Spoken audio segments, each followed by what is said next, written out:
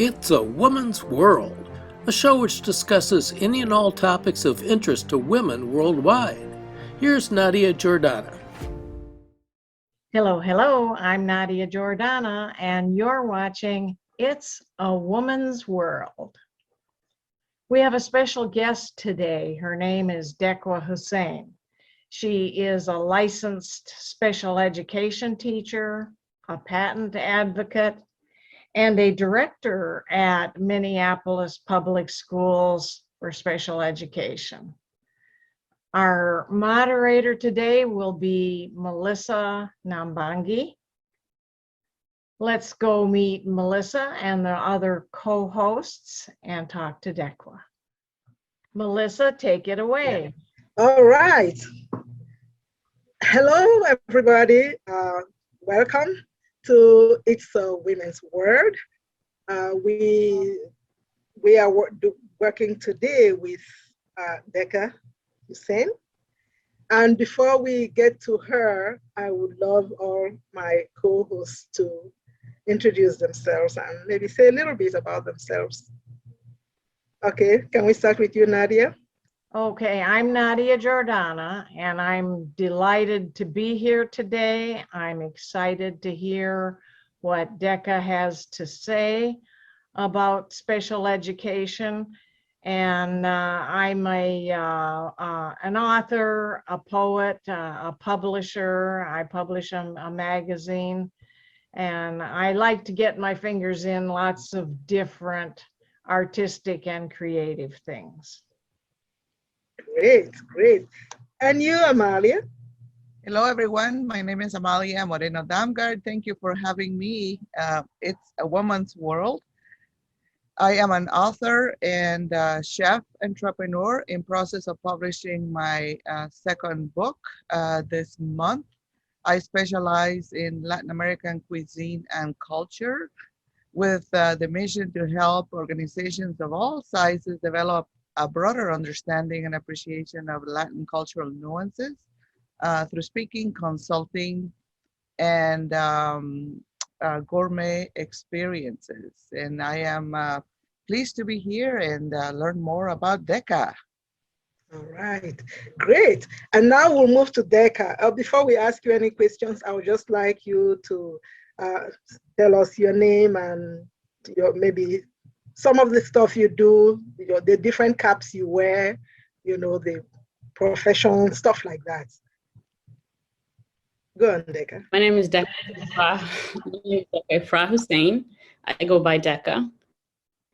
I am a mother, a wife, a graduate student, and a special education director for Minneapolis Public Schools. I wear different hats.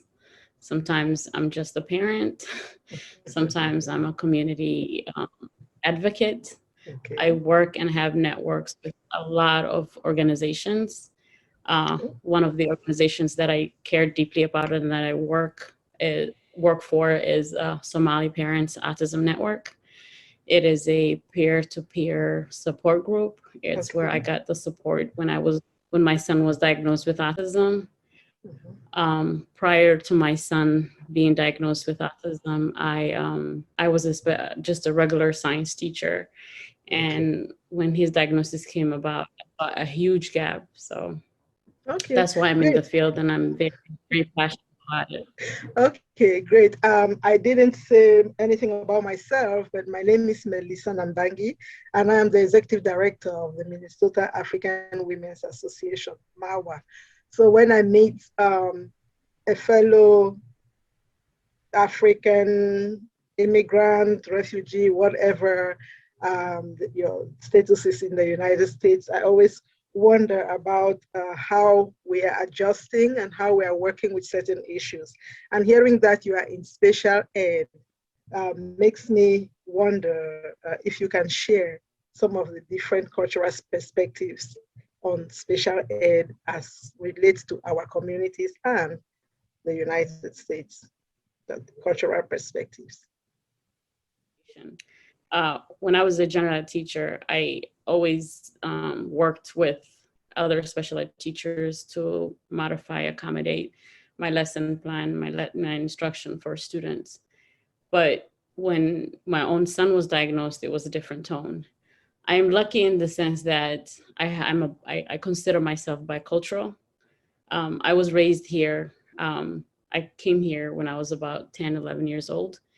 So while I still remember and speak the language, some of the things that I picked up here, it was easier for me to adjust as a mother. But I did see just moving. I taught in Houston, Texas, but moved to Minnesota. When I moved to Minnesota, I saw the news, I saw the cultural disparity. Whether you grew up here or you just came to the country, we have the same valid concerns. We had the same anxiety. We had the same just gap of, I didn't know all the community services that were available to parents because I was still in denial that my son really had an autism. I kept saying, when they see your name, the services in Minnesota is really nice. When they see your name, they saw my name, Deeqa Hussein, they assumed I don't speak English. Right. They sent an interpreter to my house. The interpreter I felt like the interpreter wasn't doing justice for my son. And then it started the denial, It was a long process, but I can tell you one thing, whether you're raised here or you just came to the country, when the word autism or disability is associated with your own child, you're going to do whatever you can in your power to make sure that they either get the right services or they don't get mislabeled. And that was the fears that were driving my motivation, my passion to start this work. One thing I didn't share is I made a mission. I went back to school. I got my master's in special education and got my license both in autism and EBD.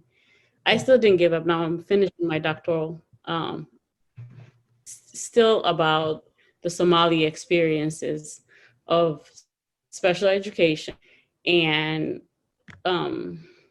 trying to find community resources that are adequate and culturally responsive or relevant to our students, our families. Okay. You have a question for Amalia? I don't want to hog her all the time because I have a lot of stuff. Yeah, I am curious about. I understand that you felt in denial. Why did you feel there was a misdiagnosis? Was it a cultural barrier? I'd love to know more about that. Yeah, I haven't heard the word autism before my son was diagnosed. So the denial starts when the guy they were using to interpret the assessment for my kid was using a different dialect than I speak at home. If you're from the North, you have a different dialect. If you're from the South. And I knew he was asking questions my son didn't understand. So when I interfered and I said, let me ask, and they're like, no, that just throws off the validity of the results. But there was a lot of, in the news, there was a study that came up about autism and the autism prevalence, and a lot of Somali children were being diagnosed. And I'm like, here you go. Now they're going to associate that with my son. So the denial came from not only what I've heard that was the denial or the stigma that was present within my community, but it was also like, I haven't heard of it. I don't know what it is. I mean, I know what special ed is. My training, I've worked with students, but I honestly didn't know what autism was. Were there any support groups or even just a person or two that could help you out that you could speak to, learn a little bit from? Resources like that? There were a lot. There were a lot of, they were not all interconnected, but they were, you could talk to the school social worker. She'll give you a lot of information that flies over your head that you had, it don't make sense. It's just a lot of words, a lot of pamphlets, different organizations. But I started going to like special education advisory groups. They call it SEEK, Special Education Advisory Council. I started going to family engagement nights. I started showing up to ask questions. Why is this? What is special education? What's the difference between setting 1 and 4? I just needed someone that looked like me that could tell me, oh, my son or my daughter also has autism. And at that time, around 2015, 2014, there wasn't a lot of support system. There were things in the news, there were things other organizations were doing, but there wasn't a peer support group that I could go to that would understand and welcome me, or, that's why I became part of the Somali Parents Autism Network, because I saw other parents that had younger children. I saw families that had older children who went through the struggle and helped me make sense of what I'm getting into. You mentioned understand and welcome you, and that's an important point. It's not just the help that you might receive and being able to understand the language, but can you elaborate on that feeling of being made welcome? So everyone likes, when you're in a meeting or in any social gathering, to feel you belong. Like, sense of belonging is a major factor. And in the family engagement that I went to, my child at the time went to St. Paul Public Schools. There were a lot of, sometimes I was the only Somali there. Sometimes there were a few other Somalis or a few other minority groups that I could identify with. But when teachers are there and teachers are saying, wow, they're just frustrated that a lot of Somali families are not accepting IEP or signing off the IEP, which is the individual education plan for a student with special ed service. To get special ed services, they would always say, parents are declined services, parents are declined services. I always raised my hand and I said, if you had a child and you knew he would benefit from the services, would you deny it? No. So when you're saying that the Somali parents are declining services, they're not declining their services. In their mind, in my own mind, as a Somali parent, I'm protecting and advocating my child to not get labeled disabled. I'm protecting them from that label. That doesn't mean I'm neglecting my child's education. I'm protecting in my eyes. So that's the cultural misunderstanding. And if people outnumber you in a space, you know where you belong. You know if you're gonna hit a nerve. Sometimes district administration is there. The director is there. The family liaison is there. And the family liaison, if their training or their background is not special education, they're merely translating. So some days I left there crying, some days I left there just frustrated, but you know when you belong and when you don't. Well, being from the African community myself, for a long time, we have been made to understand that the autism situation within the Somali community is not really something that happened a lot back in Africa. So it's like it's happening a lot more out here. Are you of that same opinion? And can you tell us a little bit why that might be the situation? I say everyone is entitled to their opinion. So the perception is there. The fact that there is no word in Somali language for autism speaks volumes. Right. Some languages, we have a lot of acronyms here, ASD, which stands for autism, EBD, emotional behavior, SOD, all of those acronyms don't directly translate. Right. We do have mental health. It's lumped. I feel like it's lumped. Autism and other neurodevelopmental disabilities is lumped under mental health. Yeah. So even though it's not identified and given a name, the existence is there, just how it's specific here doesn't translate there. Okay. I will not come out and say autism doesn't exist in Somalia. I will not say that. But mental health, people that are not diagnosed as specific in Minnesota that as it is in Somalia, I will say that. Okay. Okay. I have some familiarity with autism as a relative of mine has autism, and I understand that there are different levels of autism.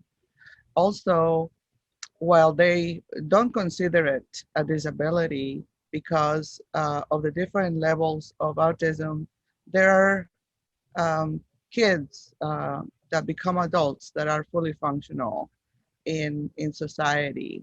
So what advice would you give to parents of kids that have autism or might be diagnosed with autism? What are the early signs, and what is your advice based on your experience? Where do parents go for education in the Somali community? So there's a proverb in my language that's information is light, right? So educate yourself. It's in the spectrum. That's why they say autism spectrum disorders. It doesn't affect each child similarly. Like you said, some kids are verbal, some kids are nonverbal. There's a comorbidity that comes with autism. And depending on the complexity of the autism for each child, I believe early intervention is the key. The earliest I have seen in doing my review, I'm doing my lit review right now, is 18 months. The child can get diagnosed with autism. So go to your doctor, and if you suspect that your child is not speaking, the child is not picking up social norms or not following their developmental milestones, please and please and please seek second opinion. Autism, there is within the Somali community, I will say, I'm not going to say all of the Somali community, but within some of the Somali community, there's a stigma. The stigma is valid. It is frustration, anxiety, and lack of knowledge. Please work with your social workers, work with your county case manager, try to get early diagnosis as much as possible, because there are two different diagnoses. There's a medical diagnosis that will help you pay for services, and then there's a school educational diagnosis in order for the student to be placed in the right school, like to get educational services. So if there is a gut feeling that something is wrong with your child, you're not making them disabled. Your child's God-given. Try to do your best to get them early diagnosis as much as possible. The sooner you open that door, the sooner you open early intervention services. Has it been shown consistently that early intervention, as it seems to be, the children do improve at a faster rate than if they're not given that kind of help? It is actually stated in a lot of researches. The one that was just published in 2018 by the University of Minnesota by Dr. Amy Hewitt and her group, her colleagues, show that within the Somali community, it's when the kid is almost 5 years old is when they get diagnosis, while other European descendant children get diagnosis as early as 18 months or 2 years and whatnot. So in other studies, it does say that the earlier intervention for students or for any child, the better, because the early intervention services are like speech therapy, occupational therapy, ABA, which is applied behavior analysis, and a lot of other evidence-based practices. The sooner the kid gets those interventions at early age, the sooner they can pick up a skill. to speak, to, fine motor skills, stuff that makes them independent and school ready.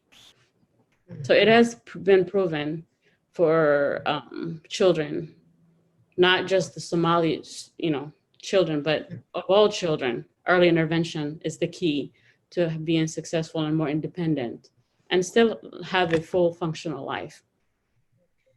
Well, we do have a lot of different people who watch our program, professions and all of that.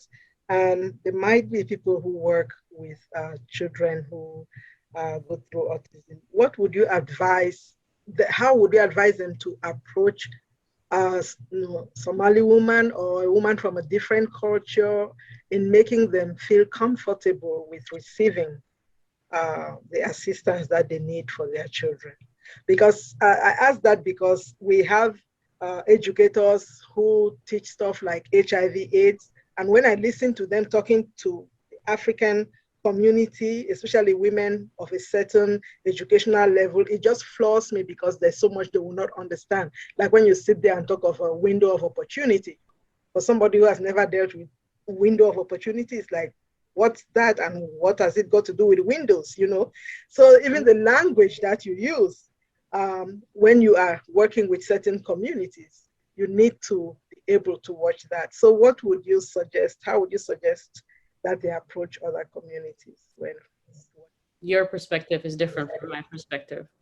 When you consider as a school professionals, and my profession is dominated by white women, they would see if the parents are not, and I'm not saying that in the negative, please don't take it wrong, but like they will see when parents are not or declining services, that's an educational neglect. Right. In my perspective, I'm an educator and I still didn't want IEP services for my kid. I even remember in early childhood special education team and working with a teacher saying, mark my child as a developmentally delay in speech instead of the word autism, because I was still in denial about this, the social stigma, kids associating or other people associating the word autism with my son. So I would say to other professionals, if you're engaging Somali women, meet them where they're at. Today, they might neglect all services. Tomorrow, they may be asking a lot of questions, and be patient. There's a lot of, with autism, comes with kids that elope. They run out the house, they do that, and because of, sense of safety and whatnot. It doesn't mean that the parent is being neglectful. I've seen social workers call CPS on a family for something that comes with a disability. And that's cultural misunderstanding. So open up the line of communication and be patient. The parent that wasn't picking up the phone yesterday might come back next week and ask for the help you're trying to give all along. So just open the line of communication and just be patient and work with them and be listening ear. Sometimes they just need a listening ear. How old is your child now, and how are you doing today? Are you feeling more comfortable about handling the situation because now you have more information? You've taken the steps to educate yourself deeply about this. How are you feeling today? I'm lucky and I'm blessed in more ways than I can count. Information is light. I went back to school to get my master's. I'm about to finish my doctoral in autism. I have 2 sons now diagnosed with autism. One is 12, the other is 9. They have completely different forms of autism. One is impulsive and can't sit still. The other is very chilled, different personality. I'm lucky they're both verbal. They can tell me what they want. They can tell me what they don't want. I treat them according to their own needs. And I honestly believe studying autism and going back to school made me a better parent, better educator, and better advocate for the community. Great. Does autism in your community, does it translate? Are the like as it does in most other communities, do the children often find themselves victims of bullying and the like? I haven't witnessed that. There's a compassion no matter what culture you're from. And then there's a bully no matter what culture you're from. So depending on the school and the community and the classroom environment, you will see kids that make fun of other kids. You will see parents that make fun of other parents. You will see parents that say, I don't want my kid in that person's classroom because her child is said to have this, this, and this. Well, but there's a compassion. There's a sense of protect, you have to protect this person that has autism. And it's the more information I believe the school has, the more information the parent has, the better we can proactively see and nip it in the bud. But I haven't really witnessed any that's just unique to Somali community, I would say.